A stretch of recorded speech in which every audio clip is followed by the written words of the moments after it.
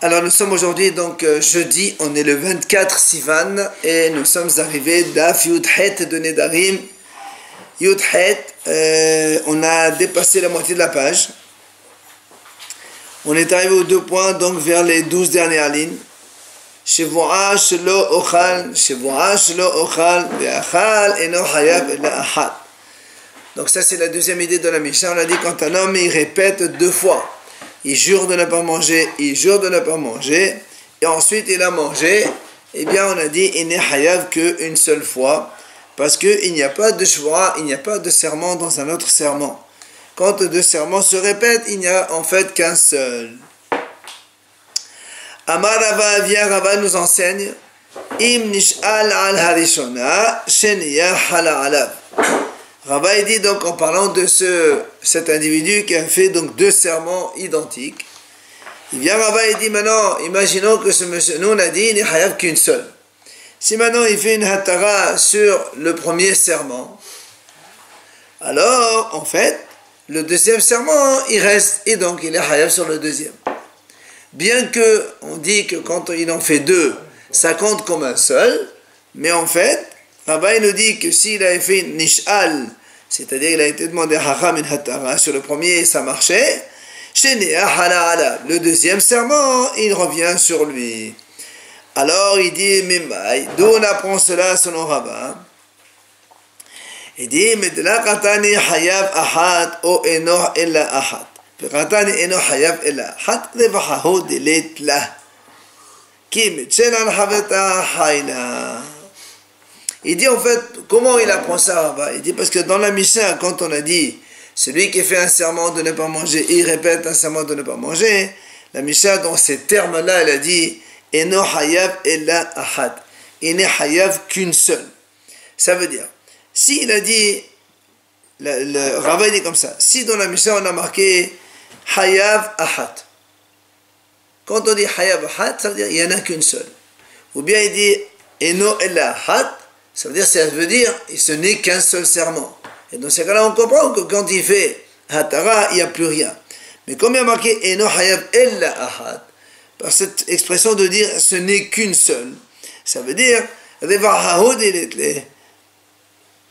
il n'a pas laissé d'espace quand il dit il n'y a qu'un seul. Machma, parce qu'il a fait 2 serments, Eno hayav ella ahad, machma qu'après s'il enlève celui-là, il restera toujours un. Et c'est pour ça que Rava il a dit, il en restera toujours un. Maintenant, la Gemara dit, les Shana Ahrina, il y a une autre version. Il dit, il dit, tout simplement, comme il a marqué, qu'est-ce qu'il a dit lui? Il n'est hayav qu'une seule. Mais le serment, shvoa, il y en a 2. Puisqu'il lui dit, c'est vrai, il a dit 2 fois, Shevoa shelo ochal, Shevoa shelo ochal. Donc, il jure donc de ne pas manger, et il jure de ne pas manger, il a prononcé ça 2 fois. La Mishnah a dit, il n'est hayav qu'une seule. J'ai compris. Mais il y a quand même 2 serments. D'accord, dans la conséquence, il n'est hayav que d'un seul. Mais il a quand même prononcé 2 serments. Machma que s'il enlève un, il restera toujours le deuxième. D'accord. Les Maïhel Khital a dit, quelle est la conséquence pratique? Eh bien, tout simplement, ça veut dire que quand tu dis, on vient de dire maintenant, il n'est hayav qu'une seule, mais il y a quand même 2 serments. Mais à quoi ça sert s'il y a 2 serments puisqu'il est hayav qu'un seul? Et à ce cas-là, justement, les Khid Rava, comme il a dit Rava, comme Rava il a dit que s'il a fait une hatara sur le premier serment, le deuxième, il revient sur le plateau et donc il est toujours hayav. Alors maintenant, la Gemara dit Lema Messiah. Est-ce qu'on va dire ce qu'on vient de dire dans la Mishnah, ça aide ce qu'on vient de dire maintenant? Plutôt, ce qu'il a dit Rava, ce qu'on va dire maintenant, ça va l'aider. Qu'est-ce qu'on a dit? Mishnadas shete nezirot. Celui qui a fait donc un vœu de faire 2 fois nazir. Omana et Arishona. Il a compté les 30 jours pour le premier neder. Vifrish korban, c'est ce qu'on a vu hier. Il a acheté un korban. Et après, il a été chez un haram, il lui a annulé le vœu de Nazir qu'il a fait le premier.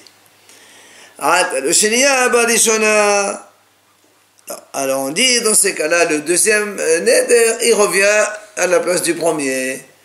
Alors, c'est exactement ce qu'il a dit Rava. Est-ce que cette Mishnah-là qu'on a vue, elle est un soutien pour Rava? Puisque Rava, il a dit, quand on a fait 2 serments, si on fait, on est hayav que 1, mais si on fait un hatara sur le premier, le deuxième surgit de nouveau. Là aussi, on a dit, il a fait Nazir, 30 jours, pour le premier, mais après, il a fait hatara de Darim pour le premier. Ben, on a dit, le deuxième, il compte pour le premier. Donc, le deuxième, il se réveille, il revient pour le premier. C'est un petit peu la même idée, est-ce qu'on va dire, donc ça va le soutenir. Alors l'Agma a dit non, je peux te dire que ça, c'est pas du tout un soutien pour Rava, parce qu'ici, Kéron, ici, parce que comme quand il a fait le vœu, directement il a dit, je vais être nazir 2 fois. C'est pas comme chez nous, il a dit, une fois, et après, une seconde fois, c'est différent. Mais quand il a dit dès le premier coup, il dit, je fais le vœu d'être nazir 2 fois. Oui, je vais être nazir. Ça c'est pas pareil. C'est pour ça qu'on dit. Donc ça ne peut être un soutien pour Rava. C'est pas obligé que ce soit la même chose. Parce que la formulation, elle a été différente. Hier, on n'avait pas dit qu'il faisait, j'ai dit, je vais être nazir, on l'avait dit, non? Oui, mais justement, là, ici, dans le cas de ces 2 vœux, quand on a dit qu'il a fait le premier, après il a fait le deuxième, il n'y a pas marqué qu'il a fait nazir, il a fait nazir. Je peux donner que ce cas-là, il parle de quelqu'un qui a fait 2 nazirs à la fois. C'est pour ça que le deuxième, il remplace le premier. Mais s'il a fait 2 un à côté de l'autre, peut-être que ça ne marcherait pas. Et donc, le cas de Rava n'est pas soutenu par cela. Alors, on passe à la nouvelle Mishnah. Matnitin. Stam nedarim lehahmir. Oferusham lehaqel. La Mishnah nous enseigne ici que Stam nedarim, quand quelqu'un il fait un vœu, qui pourrait signifier 2 choses. D'accord?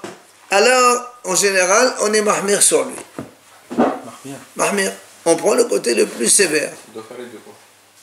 On va voir ce que c'est. On va voir des exemples tout de suite. La Mishnah va nous donner plein d'exemples. Maintenant, on fait Usham les haqel. Si maintenant on lui dit, tu pensais à quoi? Il dit, je pensais à ça. Ah oui, si tu pensais à ça, il n'y a pas de problème. Si tu voulais que ce soit ton éder, il a dit, dans cela, j'avais l'intention dans ça, alors il n'y a pas de problème. Alors, là, on nous donne ici un exemple. Premier exemple. Ketzad. Amar hari alay kebasar maliyah ki yayin neser. Un homme, il dit comme ça, il avait un morceau de viande à côté de lui, il dit voilà, que ce 2 morceaux de viande, ils soient pour moi, comme basar maliyah. C'est quoi basar maliyah? C'est la viande salée. Alors, on explique, c'est quoi la viande salée? Ou bien, il a dit qu'il y a une neser. Alors, la viande salée, ils disent, Hachamim, en général, on parle ici de la viande des korbanot. Pourquoi? Parce que la viande des korban, c'est marqué à korban echad taqriv melah. Il y avait du sel dans les korbanot. Donc, quand il dit lui, cet aliment, il me soit interdit comme la viande salée, ça pourrait être allusion aux korbanot et c'est assaut, ou bien il a dit qu'il y a une neser, ou bien il a dit que cet aliment il me soit interdit comme le vin neser, et le yain neser ça veut dire obligatoirement, donc c'est pour la avodah zara, mais ça veut dire aussi,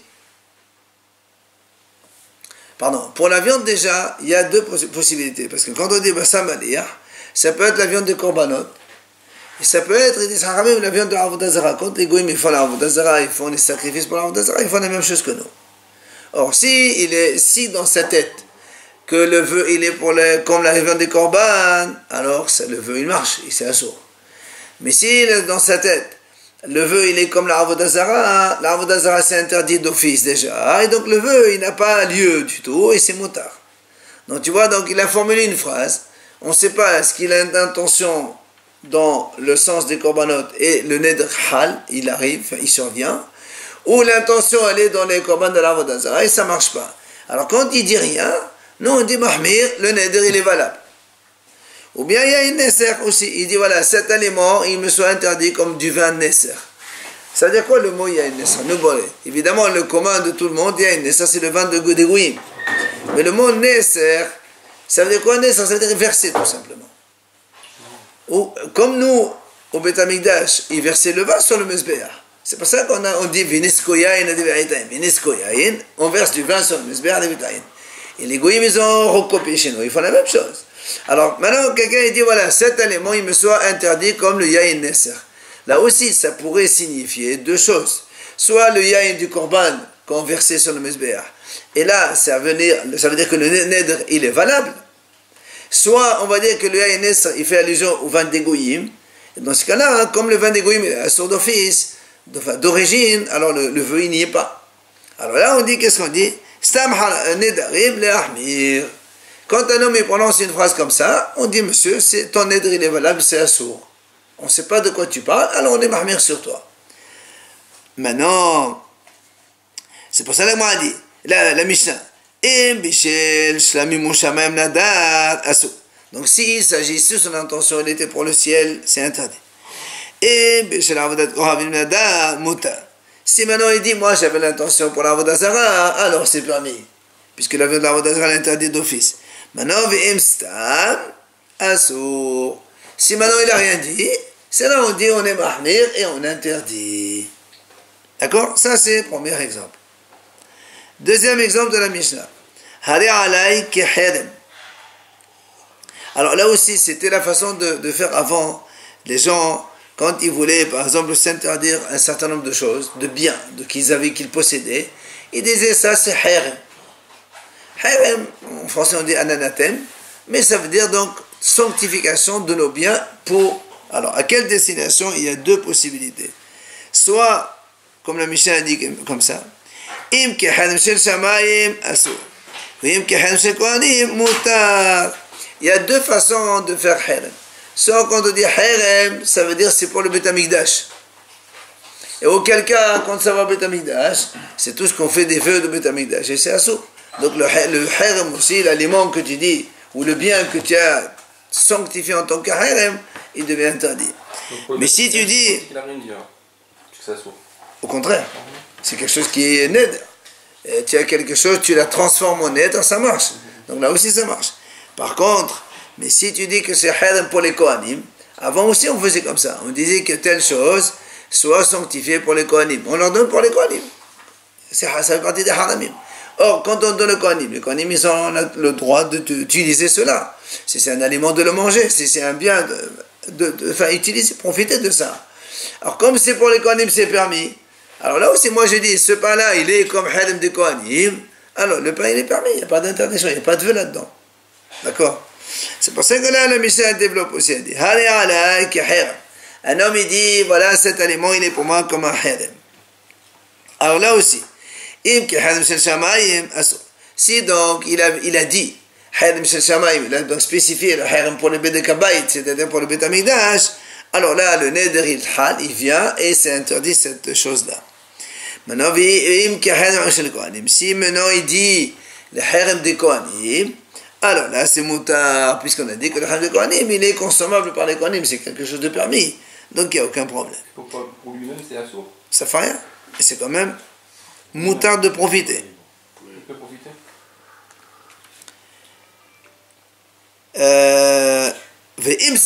Si maintenant il n'a rien dit, il a dit stam harem comme ça, voilà ce bien-là il est harem, comme on a dit au début de la Mishnah, stam nedarim le'ahmir ne'mahmir. Troisième exemple de la Mishnah. Un homme il dit voilà ce bien-là il me soit interdit comme le maaser. Alors là aussi, il peut s'agir de deux maaser différents. C'est quoi les deux maaser? La Mishnah dit comme ça. Si il a l'intention de sanctifier ça comme le maaser des animaux, alors dans ces cas-là c'est assourd parce que le maaser des animaux, on a les mitzvahs quand on rentre les animaux dans un enclos, on laisse une petite porte, on les fait sortir un à un, le dixième on le trace avec un trait rouge et après on est obligé d'amener au Beth Amikdash, c'est kadosh. Donc c'est un neder. Hein? Le consomme-nous après. Oui. Le maaser on le consomme nous. Ah non, le maaser on ne le consomme pas nous. Dans le Kohanim, ça je crois. Le Maaser, quand on fait Maaser Behema, On n'a jamais vu comment j'ai le Maaser Behema. est-ce que le Maaser Behema il est. Je ne me rappelle pas, est-ce que le Maaser Behema il est pour nous, pour le propriétaire? Non, je crois que c'est pour les. Quand il dit il marche pas, c'est pour le Maaser Dagan. Non, non, Khamar Sabaka. Bishvilan Assouf. 2 secondes. Khamar Sabaka. Kol Asher Avot Shavat. La Kohen, non, c'est pour le Kohanim, peut-être c'est pour le Kohanim. Maaser Behema, bien sûr, c'est pour le Kohanim. Donc c'est pour ça que c'est un neder, et donc ça vient à sous. Maintenant, Vihim Shel Goren. Si maintenant tu dis que son intention c'est le Maaser de la grange, des récoltes. Le Maaser, il va à qui? Il va pour les Lévim. Et le Maaser, il n'y a aucun problème, il est permis de manger pour nous, pour les Lévim, pour tout le monde. Donc c'est pour ça que là aussi c'est pareil. S'il a dit que Maaser Behema, le Neder il est valable et c'est assourd.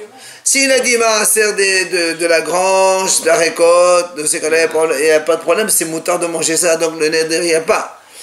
Vim Satam, assourd. Là aussi, s'il dit rien, alors on interdit. Parce que comme Stam Nedarim, eh bien on est Mahmir. Quatrième cas de la Mishnah, Hader Alay Kitrouma. Un homme il dit voilà 7 éléments, ils me sont interdits comme la terouma. Là aussi, s'il dit Im Ketomat Alishka Nadar Asou. S'il dit, c'est quoi Trouma? La Trouma ça peut vouloir dire deux choses. Soit ça peut vouloir dire Tromat Alishka. Parce que Tromat Alishka, c'est tout simplement ce qu'on prélève comme Ahaset Hachet quand on donne Beth Amikdash pour acheter les korbanot. Or ça, c'est des Nedarim. C'est les Bnei Israël qui sanctifient l'argent pour le ned, donc pour le Beth Amikdash. Et auquel cas, son aliment, le vœu, il est valable. Et donc c'est assourd de manger de ça, de profiter de ça. Par contre, Ve'im Shel Goren Mota. Mais s'il dit que c'est comme la trauma de la grange, alors là c'est permis. Pourquoi? Parce que, comme on avait dit, rappelez-vous avant, on est celui qui dit que ça ce serait un neder pour moi comme la trauma de Aaron à Cohen. Et comme nous on n'a pas le droit de manger la trauma, c'est assourd d'origine, donc le neder il n'est pas hal, donc c'est moutar. Vim satam assourd. Là encore une fois, si le monsieur n'a rien dit, il a dit que trauma tout simplement, c'est vrai ça peut signifier l'un ou l'autre. Et donc ça pourrait être interdit ou permis selon ce qu'il a voulu dire. Tromat alishka c'est assour, tromat goran c'est moutar. Il n'a pas dit ce que c'est, alors on est mahmir sur lui. Voilà donc quelques cas où on voit que la Mishnah illustre donc cette définition. Stam nedarim, quand quelqu'un fait un vœu, bistam, sans rien préciser, alors on est mahmir alav. Mais si il précise, alors on est mekil selon sa précision. Alors il peut donner un exemple, il peut donner 4 exemples. C'est bien de développer quand même. Alors, sur ce dernier cas de Trouma, d'Ivrei Rabbi Meir, la Mishnah précise, a dit, ça c'est Rabbi Meir qui a dit ça. Par contre, Rabbi Yehuda Omer, Stam Teruma, Bi Yehuda Asura, Bagalil Mutar, She'en Anshi Galil Maken Tomat Alishka. Vient Rabbi Yehuda, il donne une petite restriction. Il dit, ce qu'on a dit comme ça, Stam Teruma, on est mahmir sur eux, parce qu'on peut confondre soit entre Tromat Alishka, que la Tromat du Beth Amikdash, et auquel cas c'est un vœu et c'est assour, soit la Tromat du Kohen, qui elle-même elle est assoura, donc c'est pour ça que le Neder il n'est pas hal et c'est moutar. Ça c'est uniquement Biyouda, c'est-à-dire dans la région du centre d'Israël, là où il y a Yerushalayim. Et que les gens, ils ont l'habitude de Tromat Alishka. Les termes Tromat Alishka pour eux c'est quelque chose de commun, de courant. Parce qu'ils savent, tout le monde participe, mais eux ils sont à côté, ils savent. Tromat Alishka, quand on est proche du Beth Amikdash, on sait ce qui se passe au Beth Amikdash. C'est pour ça que Rabbi Yehuda dit, Begalil, Muteret. Stam Trouma Begalil, Muteret. Pourquoi? Parce que chez Enashi Galil, Maken Tromat Alishka. Les gens qui habitent dans le nord d'Israël, ils ne sont pas familiers avec l'expression Tromat Alishka. Alors quand quelqu'un dit le trauma, c'est sûr que c'est pour la trauma des Kohanim. Mais c'est pour ça que comme la trauma des Kohanim elle est interdite pour nous, du coup le neder il n'est pas hal, il ne survient pas, et l'aliment il est permis. D'accord, ça c'est la restriction de Rabbi Yehuda. La même chose dans Stam Haramim. Stam haramim, quand on a dit stam haramim, on est mahmir. Là aussi, la Mishnah dit biouda mutarin. Bagalil asurin, she'en anshi galil makinet hamay konim. Là aussi c'est pareil, il dit, quand on dit stam haram, nous on a dit stam, on est mahmir.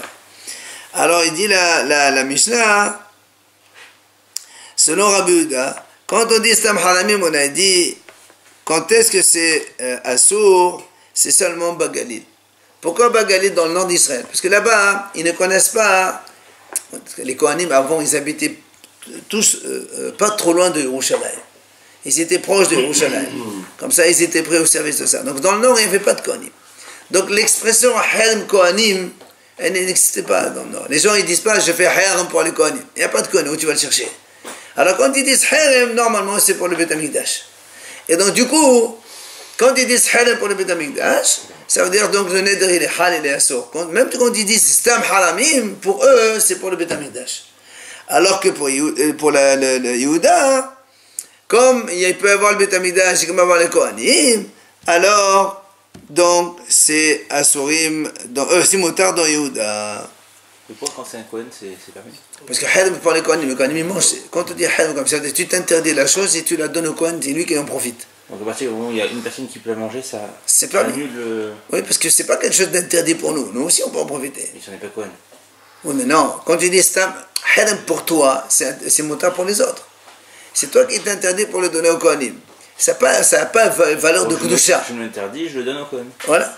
Mais le Kohen, il peut profiter. Je pense aussi que le Bnei Israël aussi peut profiter. Le Haram, c'est pas quelque chose qui a une Kedusha particulière pour l'interdire à tout le monde. C'est toi qui... Le Haram, c'est en fait, c'est interdit que pour toi, c'est toi. Alors, donc voilà, donc ça c'est la Mishnah. Gemara, on pose une question. Ve'atnan, safer nezerot lehaqel. Gemara pose une question. Dis comment? On a dit tout à l'heure, Stam nedarim lehachmir. Quand quelqu'un il a fait un neder sans préciser, on est mahmir. D'accord? Alors pourtant nous on a vu, safer nezerot lehaqel. Comment ça peut être safer nezerot? Très simple. Il dit, imaginons, le Rashi, je crois, il a apporté un cas, voilà. Il dit, un monsieur, il dit comme ça, je suis nazir, si la personne qui marche en face de moi, elle est nazir. D'accord? Alors qu'est-ce qu'on fait? On va lui demander. Je vais pour lui demander, il est parti. Ça fait donc. Ben, je sais pas, est-ce qu'il est nazir ou il n'est pas nazir, lui? Le rov, il n'est pas nazir comme le rov. On parle pas d'or, là on parle de Safek, là. D'accord? Tu vois quelqu'un cheveux longs. Peut-être qu'il est nazir. Alors aussi, il est nazir, moi aussi.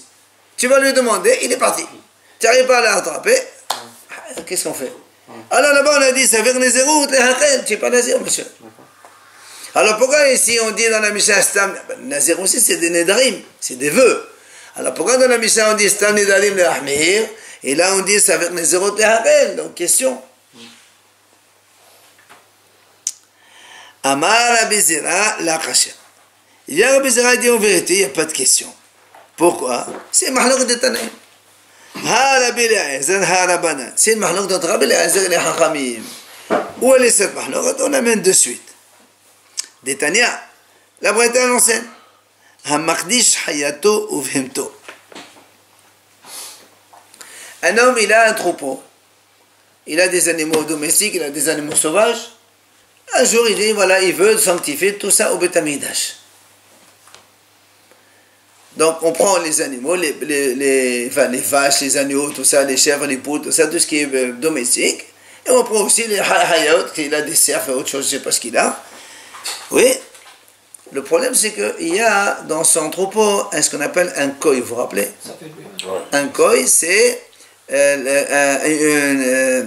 un animal né d'un taïch et Tzviya ou Tzvi Ayala. C'est entre le daim et le cerf, je crois. C'est un croisement entre deux. On ne sait pas ce que c'est domestique ou c'est bête sauvage. Alors, voilà la brette ce qu'elle dit. Hamardish hayato vhento, hechdish et koi. Le koi aussi, il est kadosh. Donc, ça veut dire que le koi qui est safer bema, safer haya, et les safer, donc safer nezerot, on est mahmir. Safer nidaim.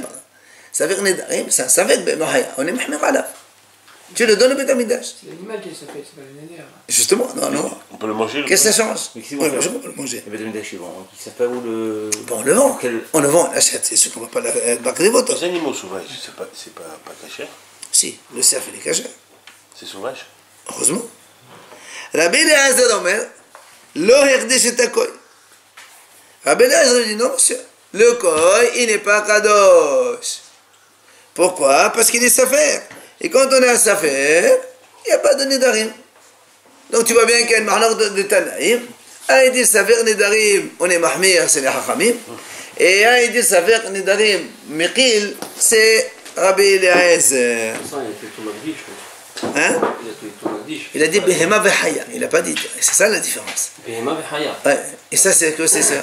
Ça fait que, si c'est ça fait que Behema, il était Mardish, c'est les Behema. Oui, mais il y a. Il était Mardish aussi. Il y a un avis qui dit Bria Befne Atzma. C'est un être à part. C'est ni Behema ni Haya. On a vu ça. Oui. On dit c'est Bria Befne Atzma. Ouais. Alors, l'Agma, elle explique maintenant. Madama. Alors, elle explique, donc, on a vu que Rabbi Eliezer, lui, dit que le Koy n'est pas sanctifié. Hachamim disent le Koy, il est sanctifié. Alors, on dit comme ça. Alors, je ne sais pas, quelqu'un tout à l'heure a dit, c'est différent. Là, c'est l'animal qui est sacré. Et là, nous, on parle ici, Stam Nedarim, quand on fait des vœux, c'est nous-mêmes. On fait des vœux. Alors, c'est pour ça qu'elle dit. La Gemara, elle développe, elle relie donc cette braïta avec notre sujet à nous. Madama mamono me'ayel et l'esfiqa gofena me'ayel. Madama mamono me'ayel l'esfiqa gofé kosheken de l'esfiqa. Elle m'a dit comme ça. Selon les Hachamim, ils disent, un homme, Hachamim, qu'est-ce qu'ils ont dit? Le Koy, il est kadosh. C'est-à-dire, mon bien, qui est Safek, d'accord? On est mahmir. Alors, moi aussi, quand j'ai un Safek, on est mahmir. D'accord? Comme ça, on redit. Hachamim disent, le Koy, lui-même, l'animal, il est Safek. Donc, et Hachamim disent, il est kadosh, parce que mes Safek, ani makdish et amamon sheli. C'est dans le Safek, je suis mardish mon bien. Alors du coup, moi aussi, quand j'ai un Safek, je suis mahmir sur moi-même. Dans notre cas, nous, Stam Nedarim, donc j'en ai mahmir. Nazir ou autre, c'est la même chose. Maintenant, Rabbi Eliezer qui dit, non, mamono la me'ayel esfera. Un homme, quand il a des biens, il ne rentre pas dans le Safek. C'est soit c'est clair, c'est comme ça, soit c'est clair comme ça. C'est pour ça que le Koy, comme il y a un Safek, il ne rentre pas dans son intention, il ne rentre pas dans le Hekdesh. Alors du coup, a fortiori, que le chicken de la Me'ayel lui-même, Goufé, Bevada qui le Me'ayel Esfera. Donc on comprend maintenant, il y a un mahlor de Tanaïm entre Rabbi Eliezer et Hachamim. Amal et Abaye, il vient Abaye lui dit, très bien, tu as bien répondu, puisqu'on a posé une question. Comment dans la Mishnah, nous on a vu Stam Nedarim et Ahmir. Après on a vu qu'il y a une braïta qui dit Saver Nezerut et Hakel. La Mishnah carrément. Et tu m'as dit voilà, ça c'est notre Mishnah, nous Stam Nedarim et Ahmir, c'est les Hachamim. Et Saver Nezerut et Hakel, c'est qui? C'est Rabbi Eliezer. Très bien, il lui dit maintenant il y a un problème. C'est quoi le problème? Il dit ma Sefa, regarde la Sefa. Safek Bechorot. אחד בחורי אדם ואחד בחורי בהמה בין טמאה בין טהורה המוסים מחברו עליו הראיה ויתנה עליו והסונים בכסף העבודה. Il lui dit, imaginons, donc la suite de la Mishnah là-bas c'est marqué comme ça. On a Safek Bechorot, c'est-à-dire quelqu'un il a dit que ce soit dans les animaux ou dans les hommes ou dans les animaux impurs. Quand un homme il a un Bechor Adam, il faut faire Pidyon, Kohen, tu donnes Hameshet Shekalim, 5 pièces d'argent. Bien. Quand on a Bechor, Behema, Tehora, un premier-né d'une vache ou d'une chèvre ou d'une brebis, celui-là on le donne carrément au Kohen, qui est la main au Beth Amikdash, il le fait Korban, il le mange. Quand on a un Bechor Hamor, Bechor Behema, Temea, c'est seul Bechor Hamor, on fait Pidyon, baisser, on le change contre un agneau. Le Kohen, tu lui donnes un agneau, il te rend ton âne à la place. Ça, c'est les 3 statuts. Bien. La Mishnah dit là-bas, si quelqu'un a safek bechorot, il a, imaginons, deux jumeaux qui sont nés, on ne sait pas, une fille et un garçon. Est-ce que c'est la fille qui est née la première ou c'est le garçon qui est né le premier? On ne sait pas. Ou bien dans les bechorot, tu as une vache, tu ne sais pas si c'est le premier ou c'est le deuxième, est-ce qu'il y a eu un avortement avant ou pas? La même chose, il y a un safek dans bechorot. Là-bas, la Mishnah dit, quel est le problème? C'est-à-dire que, normalement, c'est le Kohen qui vient réclamer. D'accord? Il te donne, donne-moi les 5 pièces pour acheter le garçon, donne-moi le bechor animal tahor, ou bien donne-moi un agneau pour acheter ton âne premier-né. Mais comme on a un safek, on a un principe, celui qui fait sortir de l'argent de chez l'autre, c'est à lui d'amener la preuve. Donc c'est au Kohen d'amener la preuve. Donner la preuve qu'il est bechor. Qu'il est bechor. Tant que tu n'as pas amené la preuve, je ne peux pas donner les sous. Oui, il peut savoir. Donc dans ces cas-là, on ne paye pas. C'est la différence. Toute la différence, elle est là. On ne peut pas dire que c'est la Torah, ça. C'est la Torah, non? On ne peut pas dire que ça fait qu'une Non, ça c'est. Non, ça fait dans le même petit honte, ça. Où il est kadosh, il n'est pas. Imagine qu'il n'est pas kadosh, tu vas l'amener au Betamikdash comme un korban, bah putain. Tu peux pas. Mais seulement la Gemara dit Vetani ala ve'asurim begezav avoda. C'est-à-dire, il est safek, mais quand même on est mahmir. C'est-à-dire que nous, on sait, par exemple, quand on a un bechor, on n'a pas le droit de le tondre, ni de le faire travailler. Là, on a dit, il est kadosh dans le doute. Bon, on ne le rachète pas parce que le Kohen, il doit, pour sortir l'argent, c'est à lui d'amener la preuve. Seulement, il dit, mais il a quand même, dans le safek, tu es interdit de tondre ce bechor, cet agneau, là, ou ce veau, et c'est interdit aussi de le faire travailler. Ça veut dire quoi? Safek, on est mahmir. Or, tu parles de la même Mishnah ici, dans laquelle Rabbi Eliezer, il a dit,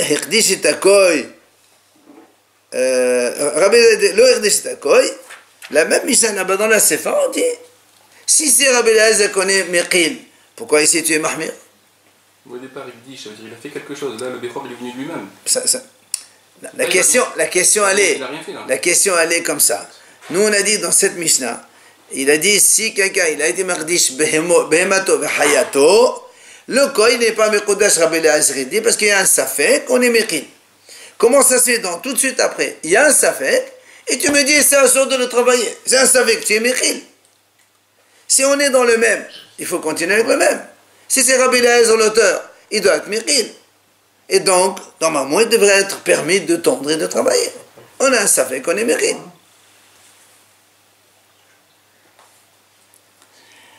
Amalé. C'est pour ça que la Gemara, c'est qui a répondu? Rabbi Zera. Rabbi Zera qui a répondu, et Abaye il lui a objecté. Maintenant, Rabbi Zera lui répond. Il lui dit,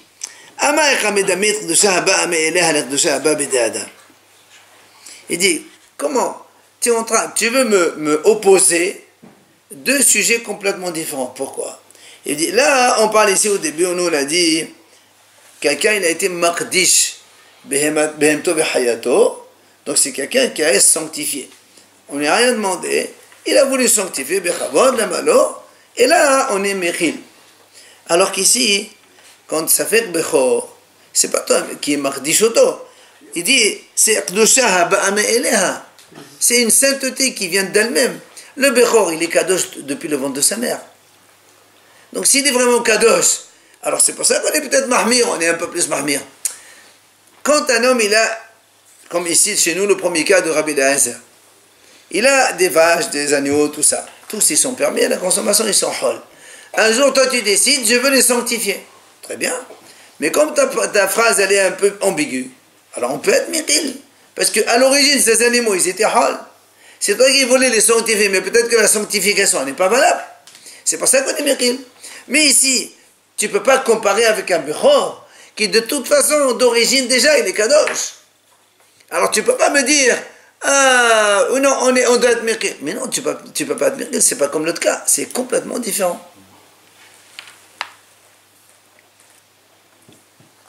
Alors c'est pour ça que l'Agma dit, et là, si maintenant tu veux poser une question, il y a une autre question. Et on laissera ça pour demain, si Dieu.